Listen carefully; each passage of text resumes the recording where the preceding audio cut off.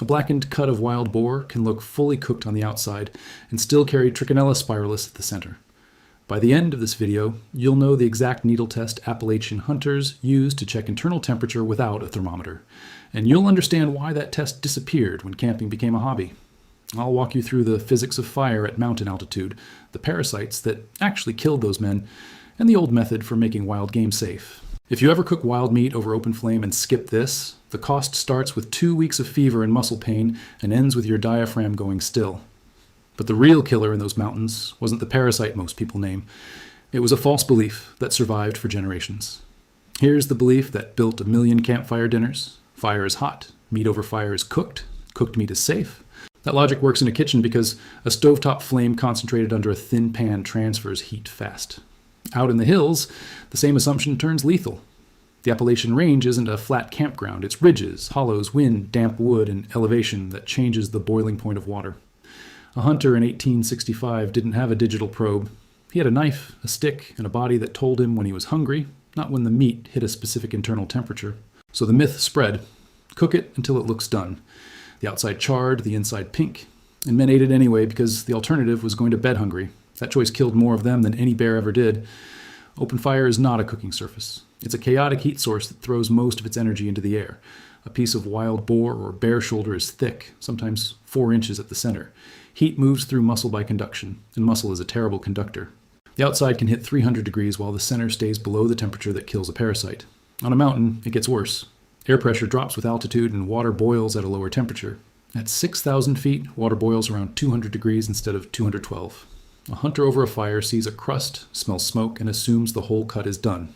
It isn't. The center never reached 160 degrees. Trichinella dies at 160, but only if the whole cut holds that temperature. Fire alone rarely gets there in the time a hungry man waits. Here's the part that tricks people. Altitude doesn't just lower the boiling point of water, it changes how dry heat behaves too. Thin air holds less moisture. Meat dries out faster on the outside, making it look even more done than it is. A crust forms early. The surface turns brown and crispy. Inside, the core is still raw enough to carry a live worm, and the worm isn't some rare exotic thing. Trichinella spiralis is a nematode that lives in wild pork and bear. It doesn't care about your fire. It only cares about temperature and time. The old mountain men knew this. They didn't have thermometers, but they had a test. We'll get to that test shortly. But first, you need to understand the actual death count, because the myth didn't just cause stomach aches. It caused men to wake up 3 weeks later with fever, swelling around the eyes, and muscle pain so bad they couldn't walk. Some of them died. The parasite's life cycle is simple and horrifying. A bear eats an infected animal. The larvae encyst in the bear's muscle. A hunter kills that bear, cooks a chunk over a fire, and swallows cysts that never got hot enough. Stomach acid dissolves the cyst wall. Days later, adult worms mate inside his intestines. Then females release a new wave of larvae that burrow through the gut and ride the bloodstream into every skeletal muscle. That's when the fever starts. That's when the diaphragm, eye muscles, and calves become a nursery for worms. CDC surveillance shows 10 to 20 human cases a year in the United States, almost all from wild game. Bear meat is the biggest source. Wild boar is second. The real number was probably much higher in the 1800s, when no one reported cases and no one diagnosed them. Bear meat is the classic carrier. A black bear in the Appalachians can carry trichinella in up to 30% of its population, depending on the area. That's 1 in 3 bears. Wild pigs are worse in a different way. They carry trichinella, brucellosis, and toxoplasmosis. A wild pig rooting through a creek bottom in Kentucky isn't the same animal as a farm pig inspected by a veterinarian. It's a scavenger that eats carrion, roots, and sometimes other pigs.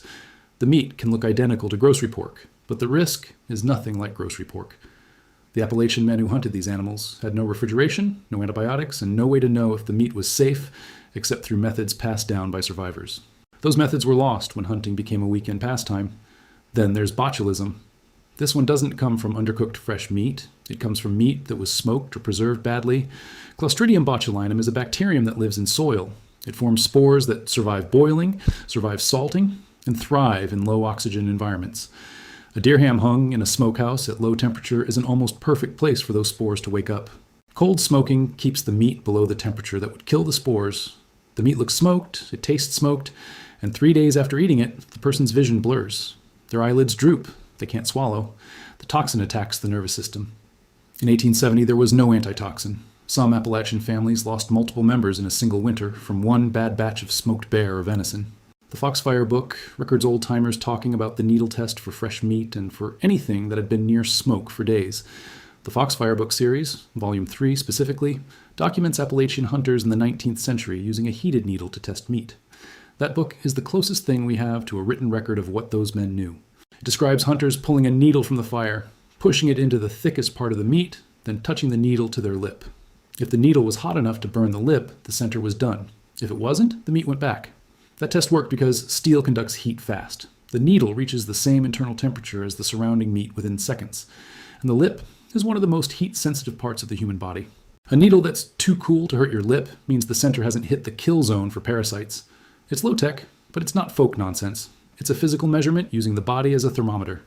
That needle test is the first thing that disappeared when camping became a hobby. Modern campers buy a probe thermometer for $20 and never think about why they need it. The old knowledge faded because the equipment made it unnecessary. But the equipment also created a new kind of dependence. A thermometer breaks, the battery dies, the dial fogs up. Then what? You're standing in a mountain hollow with a fresh bear roast and no way to verify the center. That's when the 19th century method saves you. And it's not just the needle. The old Appalachian hunters had a full system, a needle test, a cut check, a minimum time based on meat thickness, and a knowledge of which woods produced real heat instead of just flame. Each piece works without a single modern tool. And let's talk about the needle test in detail because most people do it wrong. You need a clean steel needle, not a sewing pin with a coating. Heat the needle in the fire until it glows dull red. Pull it out with a stick or a leather glove. Push it straight into the thickest part of the meat, not near a bone. Hold it there for a slow count of 5. The needle heats or cools to match the meat's internal temperature. Then pull it out and touch the flat of the needle to your lower lip. If the needle feels no more than body warm, the center is raw. If it feels distinctly hot, like it might blister your lip, the center has reached at least 140 degrees. For trichinella, you want it hotter. The old hunters waited until the needle was hot enough to make you flinch. That's roughly 160 degrees inside the meat. The second method is simpler, but just as important. After the needle test says the meat is close, you make a single clean cut into the thickest part. Not a huge slash, just a slit. Look at the color. For bear and wild pig, the center should be gray-brown, not pink. For venison, it can stay slightly pink as long as the juices run clear. Press the meat with your finger. If the juice that runs out is red or pink, it's not done. If it's clear or yellowish, it's safe. This works because the color change tracks protein denaturation. When muscle fibers reach 140 degrees, they squeeze out fluid. That fluid turns from cloudy red to clear as the blood proteins cook. The old men didn't know the biochemistry. They just knew that clear juice meant the worms were dead. The third piece is time. Thickness matters more than flame height. A 1-inch cut of wild pork over a bed of hot coals needs at least 8 to 10 minutes per side. A 3-inch roast needs 45 minutes to an hour, turned every few minutes. The old Appalachian cooks didn't use timers. They used songs, Bible verses, or the time it took to whittle a stick. But the rule was simple. Thick cut, long cook, low flame. High flame just burns the outside and leaves the middle cold. The needle test is the final check, but time gets you close, and altitude changes the calculation. At 4,000 feet, water boils at 204 degrees instead of 212. That means dried meat rehydrates slower, stews take longer, and a roast over coals loses heat to the thin air faster. The old hunters knew to add time when they were hunting high up in the Smokies. They learned by watching men get sick. Wood choice is the fourth piece, and the one nobody talks about. Not all firewood is equal. Hickory and oak burn slow and produce dense coals that radiate heat for hours. Pine and poplar burn fast, throw tall flames, and die into ash in 20 minutes. A man cooking a bear roast over pine gets a beautiful char on the outside and a raw center. A man cooking over hickory coals gets steady, penetrating heat that pushes deep into the meat. The old Appalachian hunters knew which trees grew on which slopes. They'd cut hickory or locust for cooking, not pine. They'd let the fire burn down to coals before putting meat anywhere near it. Flames look impressive, but coals cook. That's a distinction. Modern camping stoves are raised entirely. A stove flame is consistent. A campfire is not. Locust wood was treasured in the southern Appalachians because it burns hotter than almost anything else. Black locust produces coals that can hold heat for 4 or 5 hours. Chestnut was gone by the 1930s, but before the blight, chestnut coals were the gold standard for slow roasting. The old men would start a fire at dawn, let it burn to coals by mid-morning, then bury a wrapped venison shoulder in the coals and leave it for the afternoon.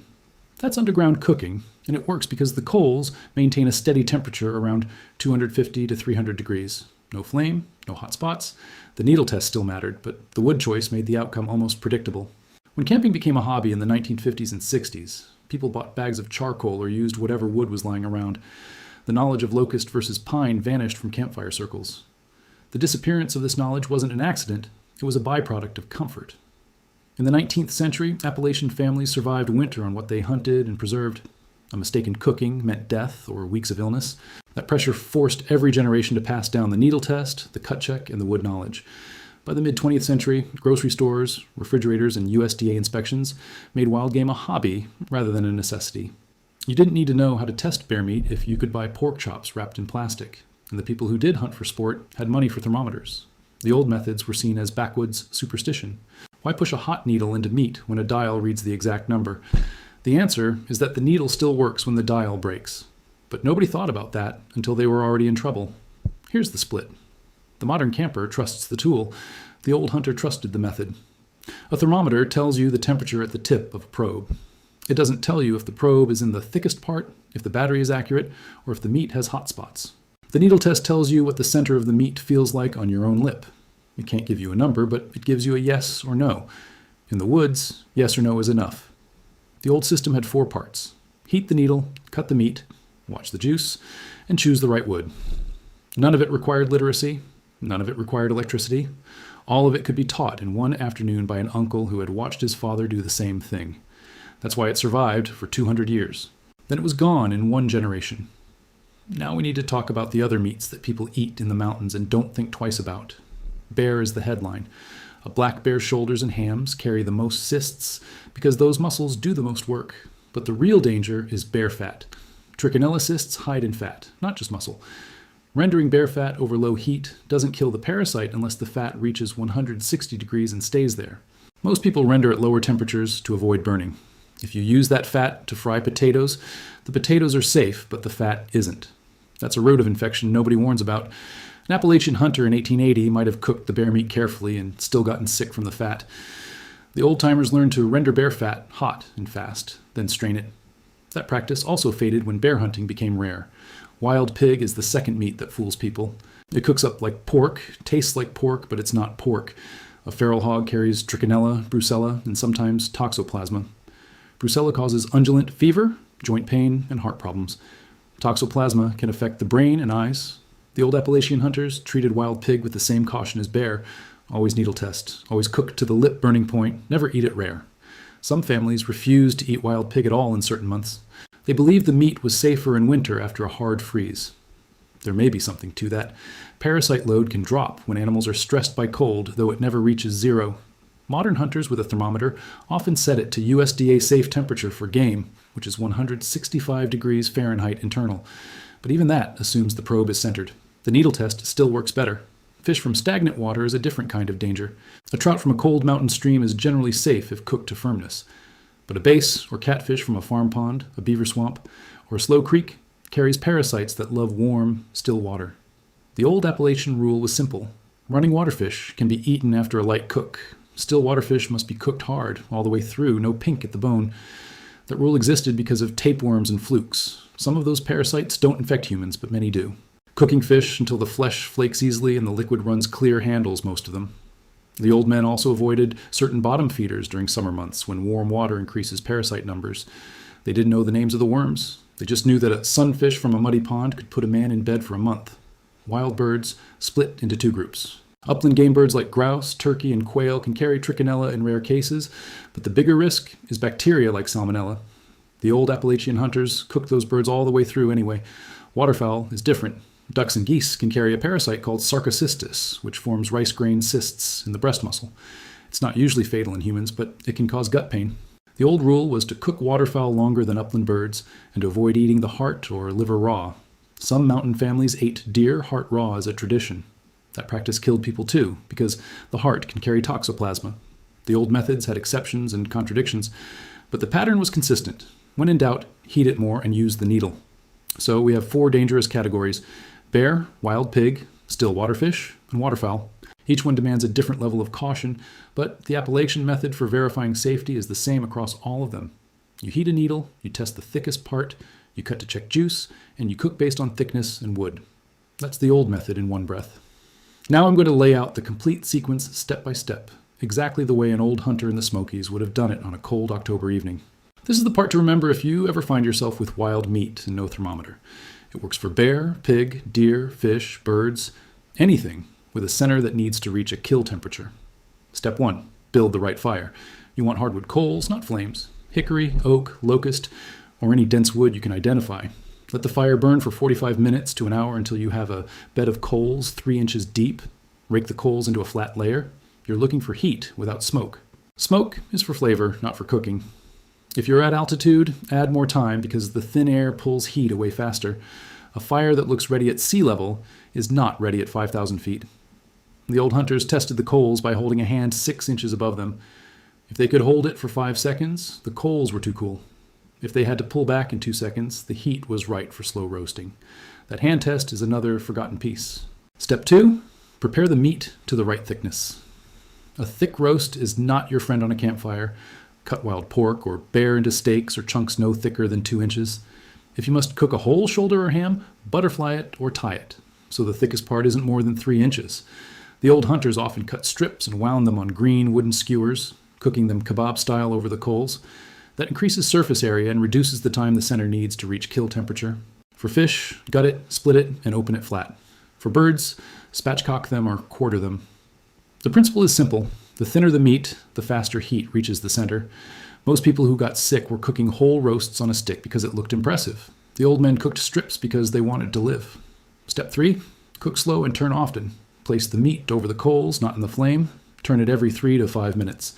The goal is to bring the center up gradually without burning the outside. A 2-inch steak of wild pork takes 20 to 30 minutes over good coals. A 1-inch strip takes 10 to 15. Fish takes less. The old hunters didn't use clocks. They used the needle test as a timer. After the first 10 minutes, they'd pull a heated needle from the fire, push it into the meat, touch it to their lip. If it felt cool or just warm, the meat went back. If it felt hot enough to make them flinch, they'd move to step 4. That's the beauty of the system. The test tells you when to stop, not a guess. Step 4 is the cut check. Make a small slit in the thickest part. Press the meat.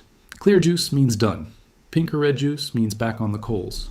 If you're cooking bear or wild pig, the center should be gray-brown with no pink at all. For venison, a little pink is fine as long as the juice is clear. For fish, the flesh should flake apart with a fork and the bone should separate easily. For birds, cut into the thigh joint. If the juice runs clear and the meat pulls from the bone, it's done. This step catches what the needle might miss. The needle tells you temperature. The cut tells you whether the entire thickness has reached that temperature. Together, they are nearly foolproof. The old hunters used both, always. That's why they survived in country where a mistake meant a slow death. Modern equipment solved this problem in one specific way. It turned a physical test into a number. A digital thermometer tells you when the center hits 165 degrees. That's useful. But it also narrowed the knowledge. People stopped learning why 165 matters. They stopped learning that altitude changes it, that fat hides parasites, that wood choice affects heat penetration. And when the thermometer fails, battery dead, probe bent, screen cracked, most campers are left with nothing. The old knowledge doesn't fail. A needle, a knife, a fire, and a lip, those are always available. The Appalachian men who lived in those ridges before roads and power lines knew that the wilderness doesn't care about your equipment. It only respects your attention. The myth that killed more of them than bears ever did was the belief that fire alone makes meat safe. The cure was a method, not a gadget. And here's the part that sticks with me. The needle test wasn't just a trick for bear meat. It was a way of thinking about verification. You don't assume. You test. You don't trust the surface. You probe the center. That principle applies to smoked fish, canned venison, even foraged mushrooms that look safe but aren't. The old Appalachian system for wild meat is one chapter in a much larger body of mountain food knowledge that disappeared in the 1960s. There's another chapter about how they tested for poisonous plants using a 3-step process that modern foragers are only now rediscovering. That might be the next conversation, because the mountain men didn't just survive, they built a safety system without a single piece of lab equipment, and when your gear fails, that system is still there. Let me give you the exact sequence one more time, stripped to bare actions, because that's what you'll remember at 3 in the morning in a lean-to with rain tapping the tarp. Hardwood coals, meat cut thin, heat a needle to dull red, push it into the thickest part. Touch it to your lip. If it doesn't hurt, keep cooking. If it does, cut the meat and check the juice. Clear means eat. Red or pink means wait. That's it. That's the entire Appalachian method for wild meat safety. No batteries, no apps, no government inspection. It survived 200 years because it works under conditions that break every modern tool. And the men who used it died more often from falls, floods, and fevers than from undercooked bear. That tells you the method worked. The next time someone tells you that cooking over a fire is simple, ask them which wood they'd use for bear meat. Watch the pause. That pause is the gap between modern camping and the old knowledge. If this kept you thinking, there's a related story about why Appalachian stills were always built near cold springs and how that choice changed the entire flavor of American whiskey. But that's another fire. For now, the needle test is in your head. Use it. Don't count on the fire to tell you the truth. The needle already did.